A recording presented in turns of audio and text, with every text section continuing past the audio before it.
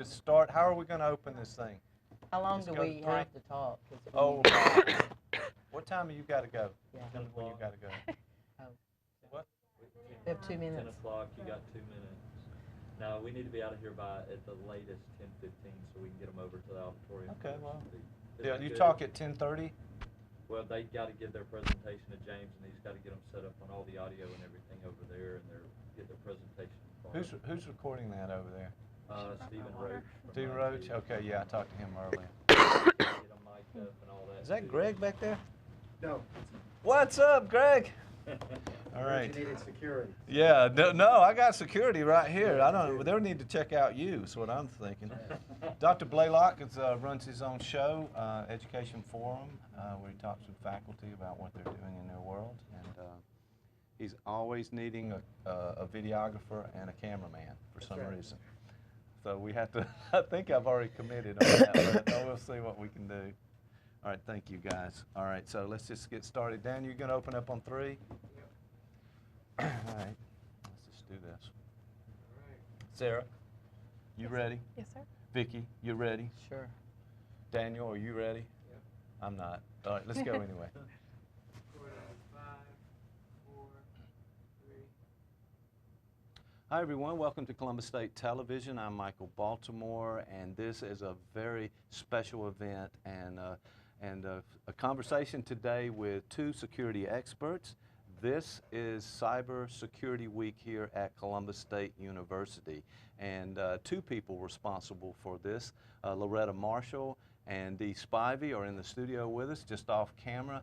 They have been working to provide information to all of you, our students and folks in the community, so that we learn a little bit more about how to protect ourselves online, some of the very difficult things that are going on in our world, and just for us to be more aware. So I'm very pleased to be here today, and we're going to take a few minutes and talk about some of the issues that you need to know in order to make yourself a little more secure on the internet and in various places.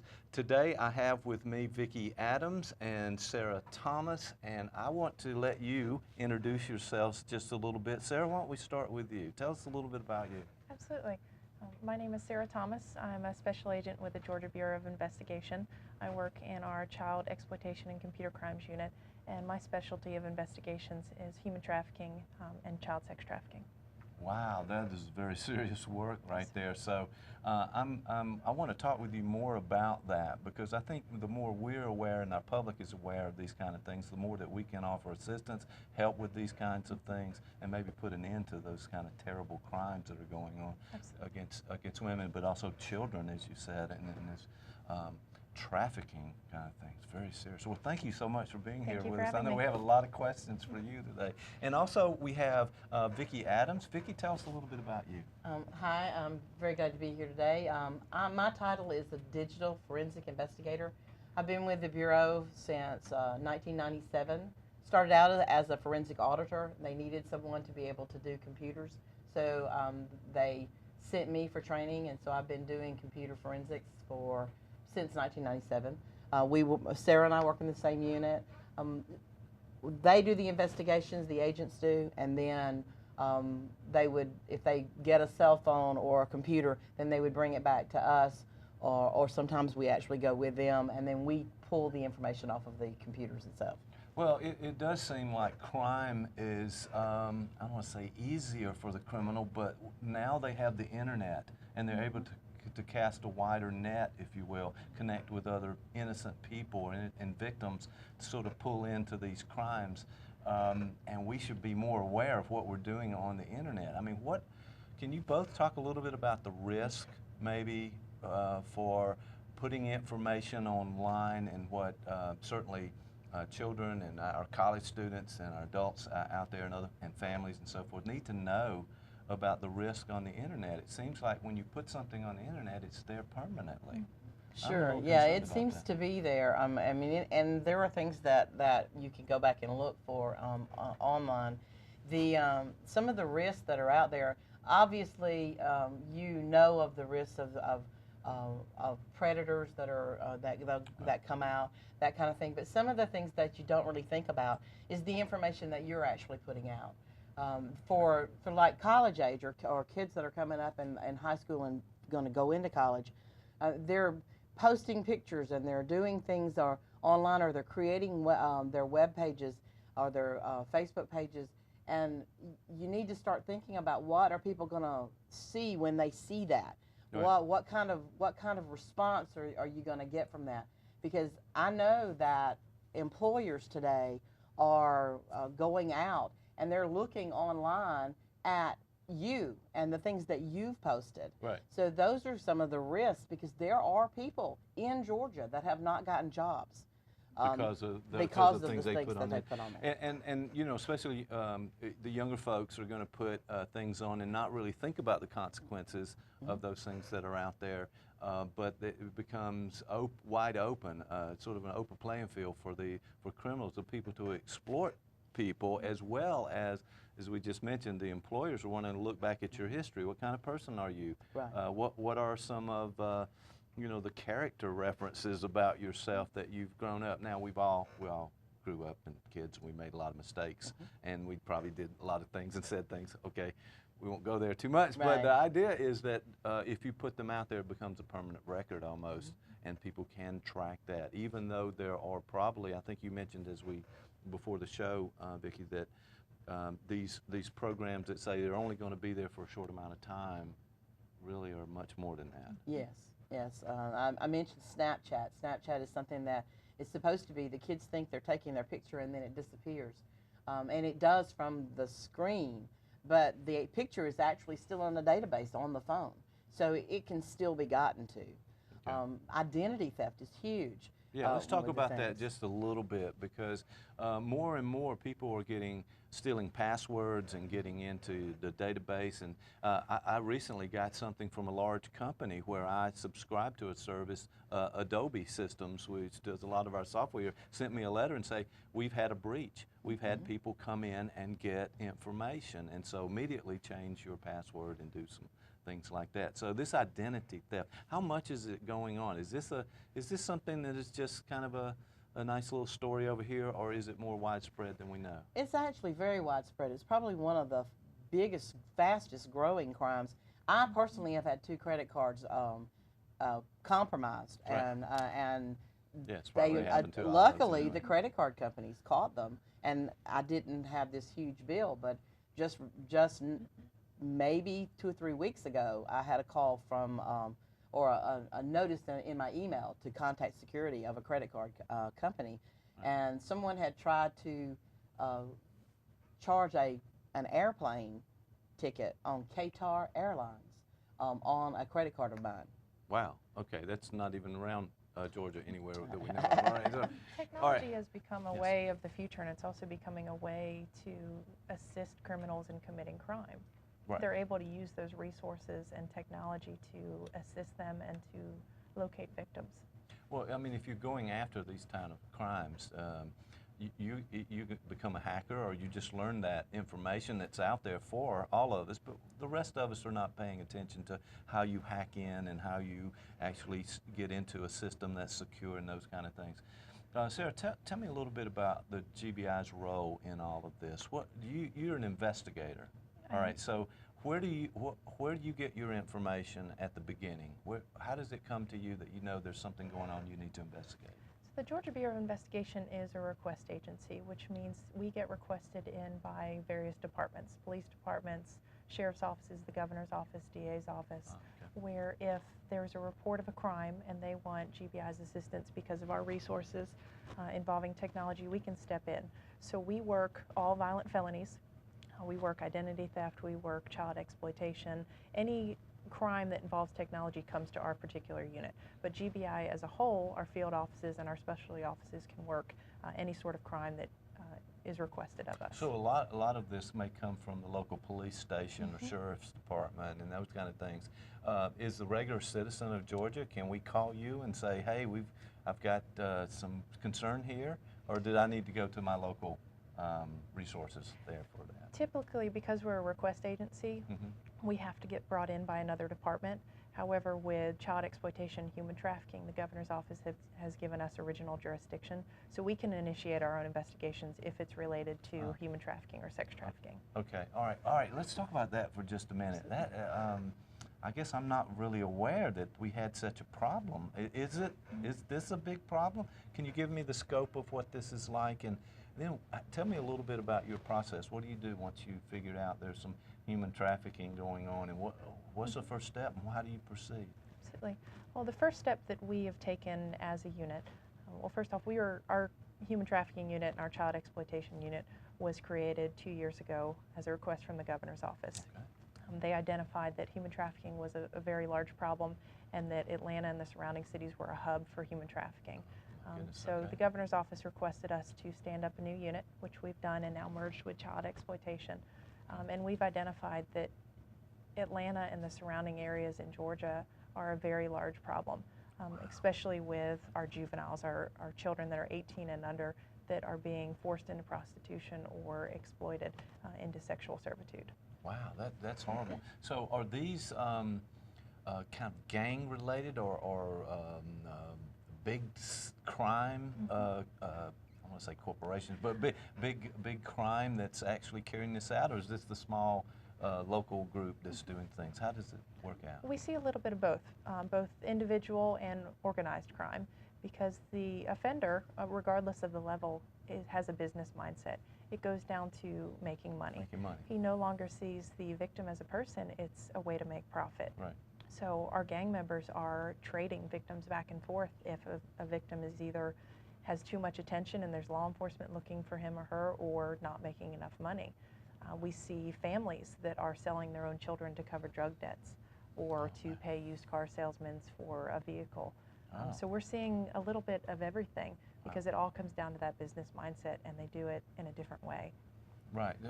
It sounds insane to me, some of this, that you would sell a child or traffic another human being to pay, excuse me, to pay a debt or buy a car. Sad. It is sad, isn't it? But the scope of this it's getting bigger. And Atlanta is the hub, you say, in the state? Atlanta is one of the hubs in the country. Oh, okay. And there are various reasons for that have been proposed. There's a lot of studies that are looking into that, but Right. One of the main hypotheses is the interstate systems, where you can take Interstate 20 all the way over to the East Coast, and then 85, 95 up and down, because the offenders with that business mindset are going to go where they can make the most money. And being a large flux of people in Atlanta and some of the bigger cities, you have the conventions, you have people coming in and out. So there's a lot of people that they can sell those children to and sell those men and women to. Easy to get lost in the big city sometimes. Absolutely. And no one knows what happened. Now, is there illegal immigrants? Is that a part of this? Is it people that are coming in, or these are children and others who are just absconded in the local area and that kind of thing? We see a lot of both. The Georgia Bureau of Investigation specifically works domestic human trafficking, and Homeland Security and some of the other federal partners work the international nexus because they have more resources. But we're finding that children and adults can be sold in their own homes, in their own communities, in their own schools, or they can be moved from place to place to make more money. It just depends on the offender. If it's a parent or a family member doing it, they may do it in their own home. If it's in the schools, they may be recruited by some of the other students in the schools, or have offenders waiting outside the schools, and they look for vulnerabilities. Right, they're looking for those people. On the other thing you were talking about, absconded, it's not just somebody going out and grabbing a child. Right. A lot of these kids are throwaway kids. They feel like they don't have anybody, and that's where they feel love. The first case that we do operations, and the first case that I worked with, Sarah and them, for example, we went out and there was a young girl that was brought into the room with us, and when they brought her in, she was dressed like what you would think. But when she sat down and we started talking to her, she was a kid. And I was ready by the end of the night to take her home with me, because we couldn't find anybody that cared enough to drive to get her. Right.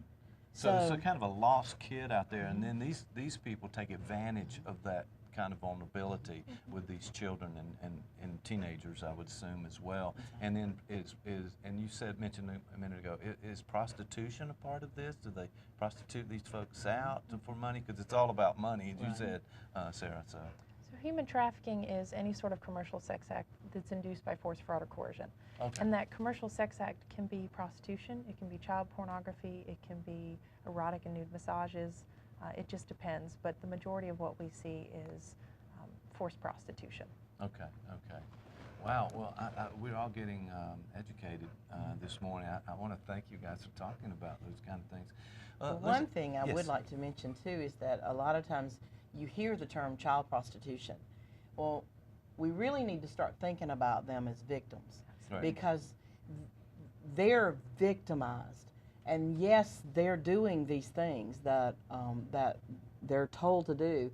And maybe they did go with them willingly, but they're the victim because that's where they felt like they had to do it. And so I think if we stop using, say, the term child prostitution and start giving them that victim name, that as a community we can start thinking about them and caring about them in a different manner. Well, I think it is important that we all become more aware and sensitive to these kinds of issues, and these kids are victims. Obviously, they can be kind of molded and shaped depending on what type of perpetrator and what their interests are in making money and those kind of things. But the internet is a big part of this. Again, this is Cybersecurity Week here at CSU, and I'm wondering about this internet. It's open for everybody, obviously. We use it a lot here. We're posting videos. We stream our television out to people. What are some of the risks? I mean, what should I do? If I'm a college student here at Columbus State University, for example, and I have Facebook account and Twitter, and I've got all of those kinds of social media kind of things going, as well as maybe in my own website, other things. What are the lessons? What should I be aware of to kind of protect myself from all this vulnerability out there? You need to remember that first impressions are very important. Right. So the information that's put out there on any website is available to anybody. Right. And even if it's taken down, that information is still there. My mother used to tell me as a child, anything that's written down is permanent. And that's very true with the internet. Even though we have the delete button, it's still there. Right. We may delete it from ourselves, but that ISP, that internet service provider, and all of that storage and all those digital. So we're leaving this digital trail. Somebody was talking the other day about the digital footprint. That when we look at what we have done, that now as our records, our hospital records, our school records, everything is going online into a digital file, that if you just stop for a moment and look back at everywhere you have used a card or paid for by check now, because checks get imprinted and put in a database, and everywhere you have had a digital contact with anyone, paying for something, anything at all, it's all stored out there, and somebody might be able to use that in some ways too. What do you think about this? I mean, how do we? What should we be a little more aware of? Obviously, we shouldn't post those pictures that that the employer is going to see out there. That we should know that, right, guys? All right, there we go. All right, but what else can we do to kind of protect ourselves and be more aware? Just be a little more savvy. If you get something and it sounds too good to be true, and it probably is too good to be true, don't believe in a lot of things. I shop online. I pay my bills online. I do a lot of stuff online. Now, some of my credit cards have gotten stolen, and that can happen. But you have to be aware of it. But you have to be aware of it. Because if you don't check these things, if you just have an account out there with a card that you've used online and you just pay your monthly bill, but you don't go in and absolutely check your charges, you could be vulnerable. I check all of my credit cards online. I check my bank statements online. I watch for anything. And a lot of times they will, when they're using it, they will try a very small, less than $25 charge to begin with, a test, and if you don't check it and see that and go, hey, I didn't charge that, then, you know, sometimes your bank will catch it and sometimes it might not. Now, if it's a credit card, you're probably not going to have that big of a problem because you're probably not going to be liable for it. Your credit card companies are usually eating that. Right. But if it's a bank account and they take a lot of money out of your checking account, it can take you a little while to get it back. So you might be out of money for a little while. Right. So what they do then is they try to use a small charge just to see if it'll work and if they're okay if you lose a car or somebody in a restaurant. You know, they used to talk about the little duplicates where they would run. I think they're probably different now. We're kind of moving in the digital age a little bit more, but they would keep those imprints of your card and then use that data to get it. So you have to be a little more careful there. But those are the kind of things that we have to really kind of monitor. If we're doing anything on the internet, we should monitor it. Exactly. Exactly. Okay. And then when you're going in, and when it's not just what you post online, I know for a fact that I probably know all of my friends by name. I probably know who they are, but I may not know everything that they do. So their security set up may be different on their Facebook page, where I may have mine tightened down to friends only, but if you do friends of friends and then they do anybody, then it could be your stuff could still be getting out there. So you just need to be watch everything and just be careful of what you are placing. Wow, this has been very interesting today. It is amazing how much technology is a part of our world and how it can be used against us. Most of us are sort of like, okay, this is a happy little experience. I can go get information and share with my friends and so forth, but there's a seedy side, there's a darker side of this, and that's where you guys come in, kind of protect us from some of this craziness out there in the world. All right, so final word here during Cybersecurity Week here at Columbus State University. I'll pose a question to each of you as we finish here. What is it that our audience needs to know about what you do, and inform them about something that you think they want to, what we call a takeaway? What is it that you want this audience to take away from your visit here at Columbus State today? We have personally seen the damage and destruction that technology can do on very good people. Pictures being posted, information being posted that either gets stolen or used against them in jobs or education-related settings. But on the human trafficking side, we also see that a lot of the information is being used against the victims or used against good people to try and recruit them into trafficking or into prostitution or into things that they wouldn't normally do. Just as the offenders used to walk around the street trying to find people, now they have all that information in front of them. So just be very careful about what's posted for their own safety, but know that there are predators out there that are using that technology to find them and to recruit them, to pick their interests, to find commonalities between them and use that against them that way. All right, that's a very good thought. You know, sometimes we hear, and as we're watching TV, that somebody takes a different identity. I could be a 17-year-old and put a picture of another totally different person up there, and then you respond to me as a 17 when it might be very different than that. Very true, and so we work those cases not only where offenders are changing their identity, but we change our own identities as well in an undercover setting.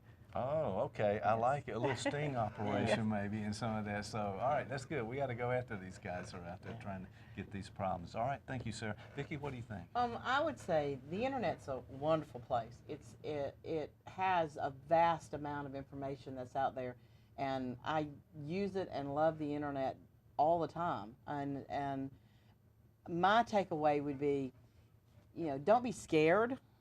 That's the last thing that we want to do is scare people. That scare tactic a lot of times doesn't work anyway. Just be careful. And, you know, if you've got, you know, younger kids coming up, or brothers and sisters, or, you know, whoever that is coming up, just train them to do to be careful in the things that they do and to protect themselves, as we did and as people did for me as I was growing up without the internet. I was trained how to go out into the world and be careful. And that's all we really are having to do now. It's just a different world. Yes, we really do have to be aware of what's going on in this internet. It's every day. It's in our lives. We carry around these devices all day. We're always connected, plugged in, and things can go wrong. Well, I want to thank my guests today, Vicki Adams from GBI, as well as Sarah Thomas, a special agent here. So we want to thank you for viewing. This is Cybersecurity Week here at Columbus State University. We hope this has been helpful to you, and please be aware, keep your guard up, and be careful on that internet out there. Thank you so much for tuning in. I'm Michael Baltimore here at Columbus State Television. Thank you for watching. We'll see you next time.